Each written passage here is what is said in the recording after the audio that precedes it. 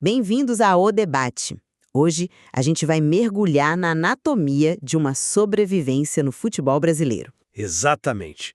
E, olha, imagina um time à beira de um colapso estrutural, sangrando pontos rodada após rodada, né? Sim, e que de repente encontra um estancamento quase cirúrgico. Estamos falando do Vasco da Gama, agora em março de 2026. Sob a batuta do Renato Gaúcho, a equipe fechou um mês de forma invicta. Foram 10 dos últimos 12 pontos possíveis conquistados.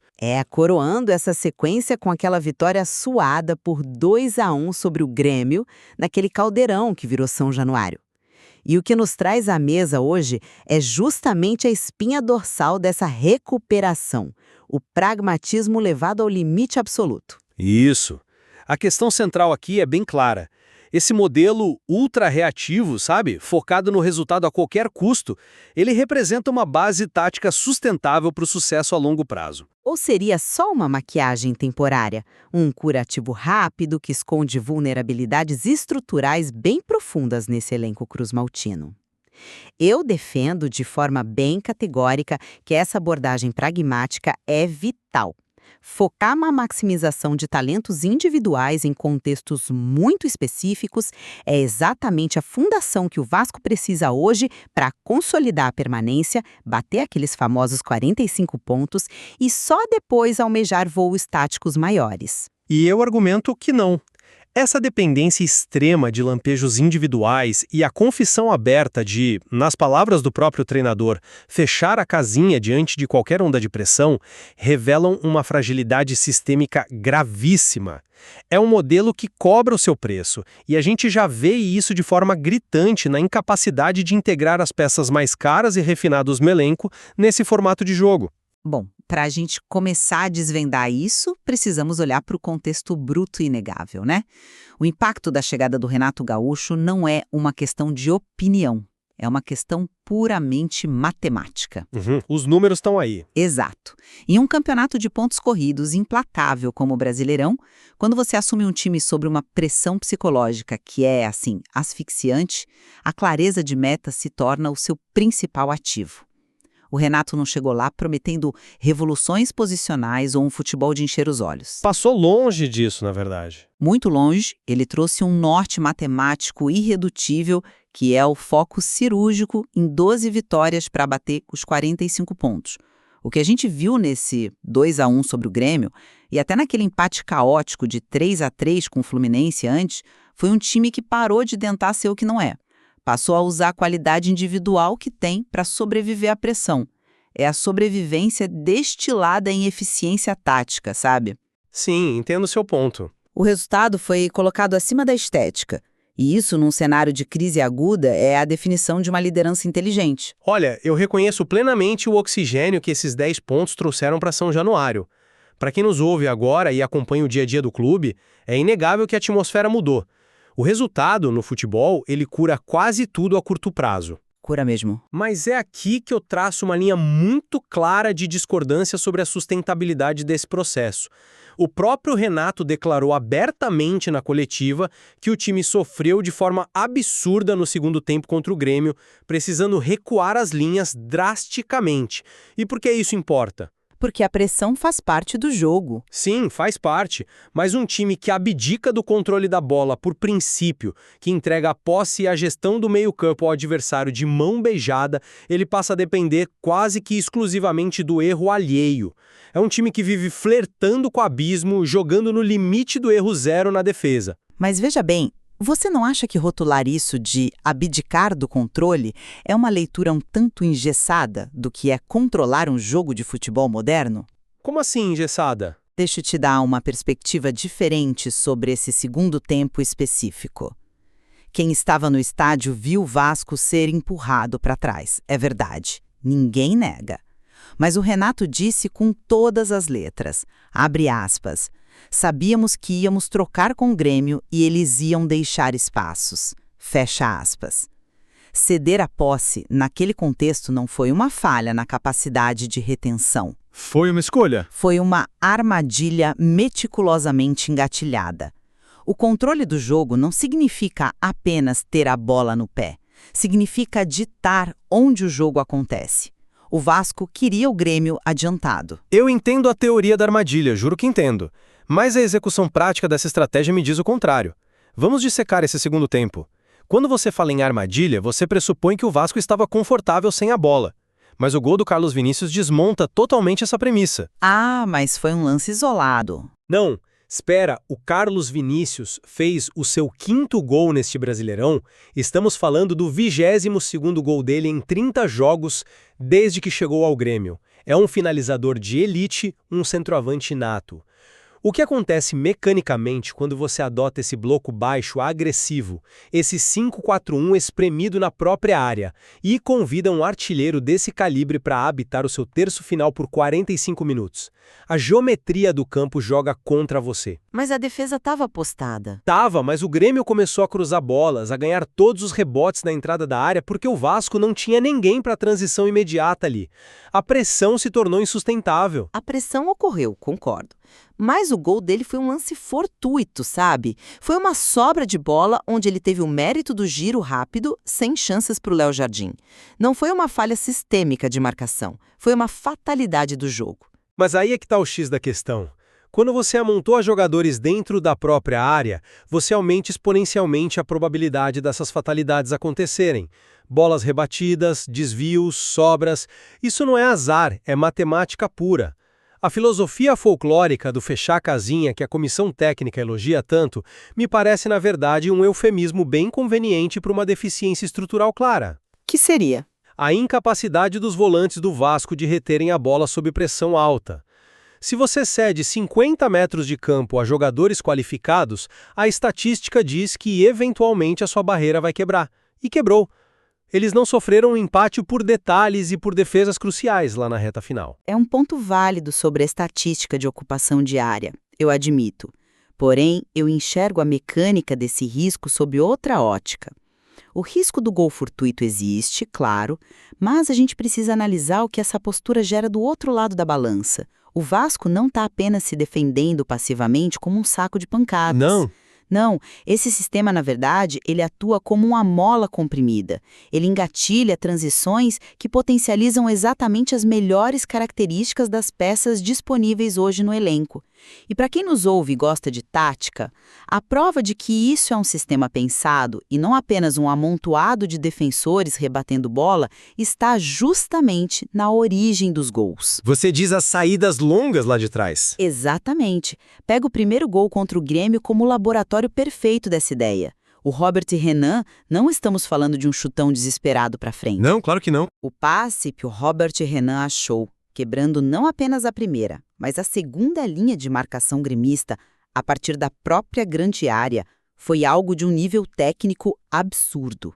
Mecanicamente, como isso aconteceu? O Grêmio subiu a marcação. Isso, os volantes adversários morderam a isca e adiantaram o bloco. O Renan tem uma frieza atípica para um zagueiro.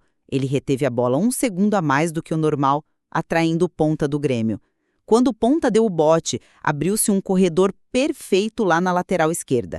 E quem estava infiltrando lá? O cuiabano. O cuiabano. Que, diga-se de passagem, vem sendo letal, né? Absolutamente letal. O cuiabano marcou o gol em todos os 4 jogos que disputou contra o ex-clube. 4 jogos, 4 gols. Isso não é acidente cósmico. O modelo do Renato confere uma licença poética, uma liberdade muito clara para que defensores com essa qualidade ímpar de saída de bola e laterais com uma explosão física formidável possam brilhar. O Vasco não precisa ter 80% de posse se consegue criar o caos absoluto nos 20% que tem. A armadilha do bloco baixo funciona porque, quando a mola solta, o adversário está totalmente desprotegido. Olha, essa descrição do passe do Robert Renan e da infiltração do cuiabano é perfeita do ponto de vista mecânico. A transição foi maravilhosa mesmo.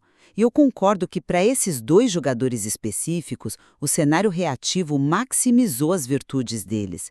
Mas é aqui que eu introduzo o meu contraponto estrutural. Lá vem. Se o sistema tático do Renato Gaúcho é realmente essa máquina tão azeitada de extrair o melhor dos seus talentos, como nós explicamos, ou melhor, como nós justificamos o enigma absoluto que se tornou o Matheus França. Ah, eu imaginava que a gente chegaria a esse nome. É inevitável. E quem acompanha o clube sabe o peso dessa situação. Estamos falando de um meio-atacante de altíssimo nível, emprestado pelo Crystal Palace, com experiência de Premier League e dono de um dos salários mais estratosféricos desse elenco cruzmaltino. E qual é a realidade empírica dele hoje? É um momento difícil. Ele está há exatos 21 jogos sem participar diretamente de um único gol. 21 jogos. E pior, ele foi rebaixado à quarta opção no setor criativo, muitas vezes entrando nos acréscimos apenas para fazer número. Mas isso não invalida o sistema, invalida o momento do jogador. Deixa eu completar o raciocínio. A questão mecânica do França é crucial aqui. Ele é um jogador que demanda a bola no pé no terço final, que constrói a partir de tabelas curtas, que precisa de aproximação para gerar desequilíbrio. Sim, a característica dele é essa. Então, quando o Vasco assume uma postura de puro combate defensivo, de ligações diretas de 50 metros de um zagueiro para um lateral em velocidade, a bola simplesmente sobrevoa o meio-campo. O jogo aéreo e de transição longa isola completamente os talentos mais refinados. Se a estrutura tática do Vasco fosse verdadeiramente equilibrada, ela teria mecanismos para criar superioridade numérica pelo chão, facilitando a adaptação de um jogador diferenciado como ele. Entendo. Em vez disso, o esquema atual destrói o valor do talento criativo em prol da força bruta. Um sistema tático que escanteia a sua peça de maior potencial técnico não pode ser considerado uma base sustentável. É, no máximo, um bote salva-vidas. Olha, a premissa de que o sistema destrói o jogador me parece bem descolado da realidade de como times de futebol são construídos no meio de crises. Eu volto à ideia da prioridade temporal.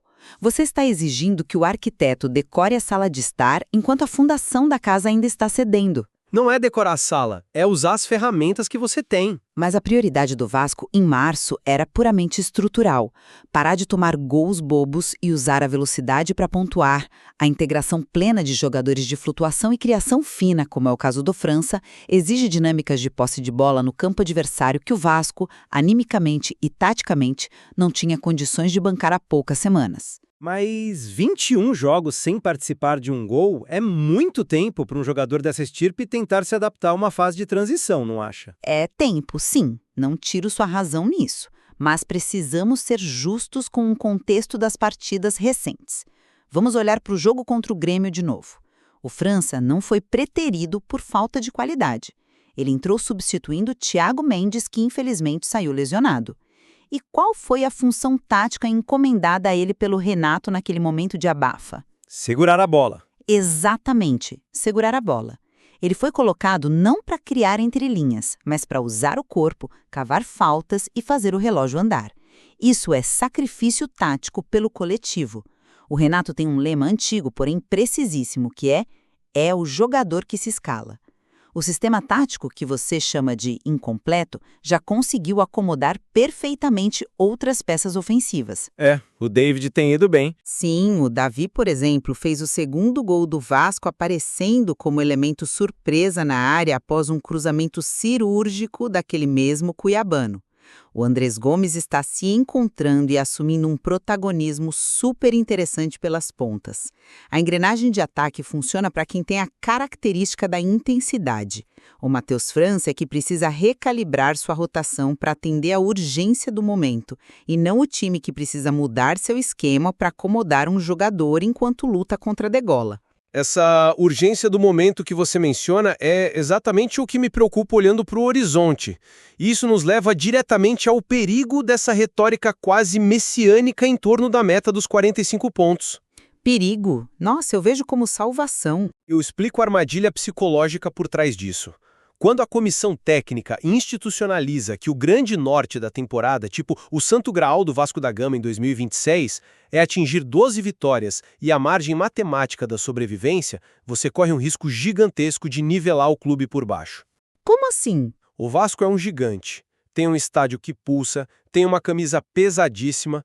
Quando você incute na mente do vestiário e por osmose na arquibancada que o objetivo primordial é a pontuação de sobrevivência, mesmo jogando em São Januário contra adversários da ponta da tabela, você implanta uma semente de complexo de inferioridade.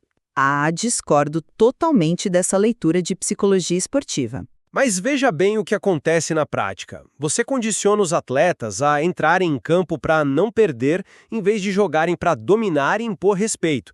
Isso limita artificialmente o teto de evolução técnica do time.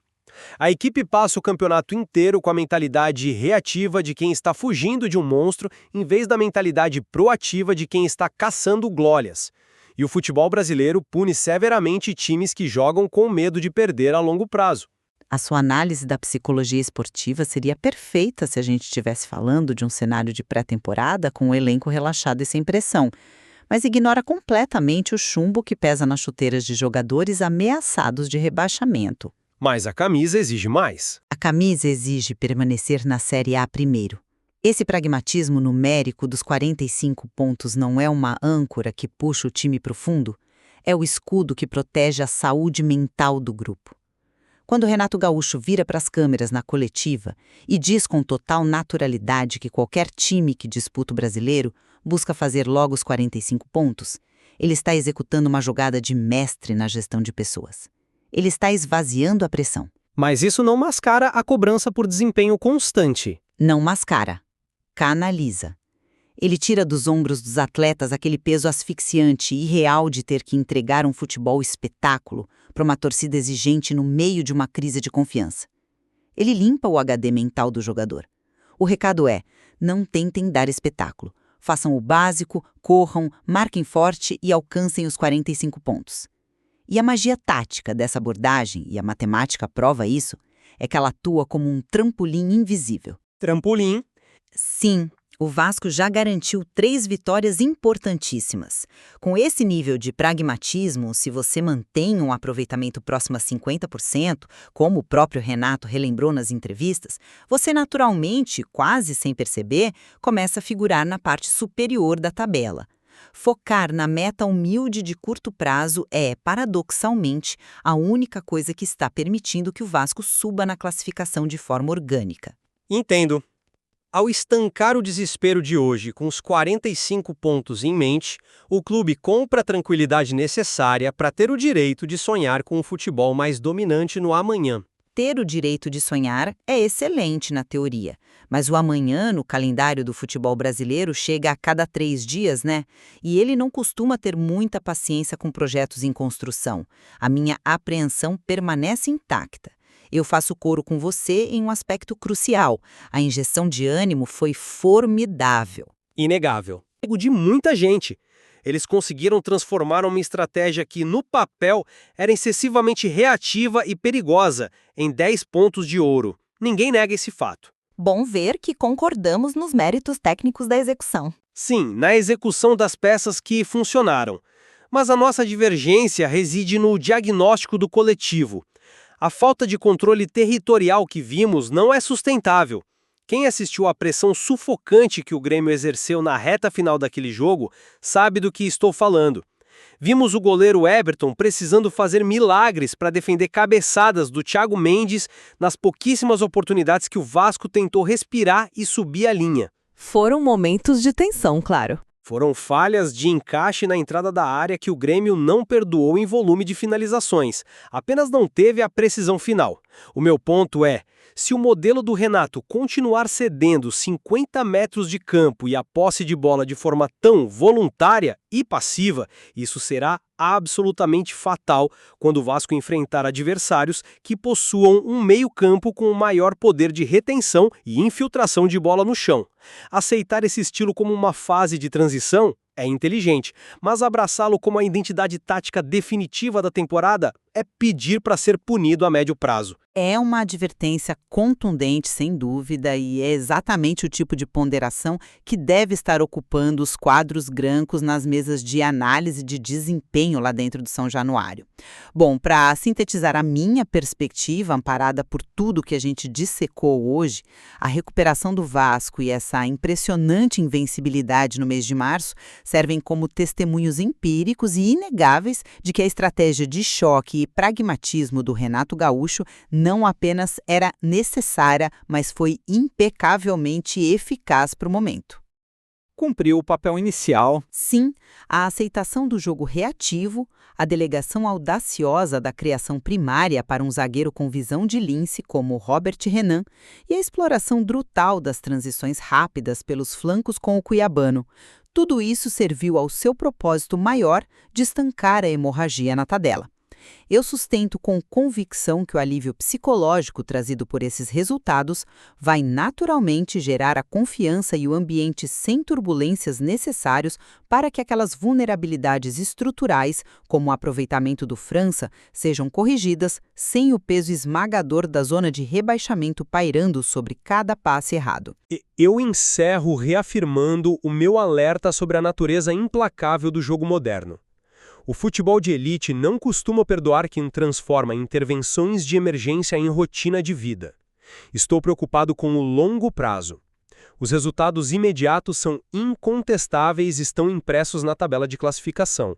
Mas eles trilham uma rota perigosa de colisão com a necessidade futura de apresentar um jogo posicional e defensivamente mais robusto e controlador. É um risco. Os próximos desafios do Vasco, que virão logo após a pausa desta data FIFA, são contra adversários de muita imposição tática como o Coritiba e o Palmeiras. Esses jogos não serão apenas partidas de 3 pontos, serão o verdadeiro laboratório de testes do modelo Renato Gaúcho. É ali, contra elencos encorpados, que nós vamos descobrir se o pragmatismo cruzmaltino tem a capacidade elástica de evoluir para um sistema que consiga ditar o ritmo e o território de uma partida, ou se o time vai continuar condenado a fechar a casinha, rezando fervorosamente para que a bola aérea do adversário pare nas luvas do goleiro ou bata na trave. O futuro cobrará essa evolução. De fato, há camadas fascinantes, complexidades táticas e dilemas esportivos riquíssimos ainda a serem revelados no gramado. E a grande beleza de analisar o futebol está justamente em observar como essas teses se provam ou desabam a cada 90 minutos. Nós trouxemos a mecânica do passe, a geografia da defesa e a psicologia da pontuação para a mesa. Com certeza, muito a se observar ainda. A grande reflexão que deixamos agora para você, que nos escuta e acompanha a tática de perto, é essa. Esse pragmatismo do Vasco é a fundação sólida de uma nova era competitiva ou apenas um castelo de cartas erguido sobre transições rápidas que o próximo vento forte derrubará? Fica o questionamento para continuarmos observando ao longo da temporada. Agradecemos pela companhia e pelo engajamento em mais uma análise profunda aqui em O Debate.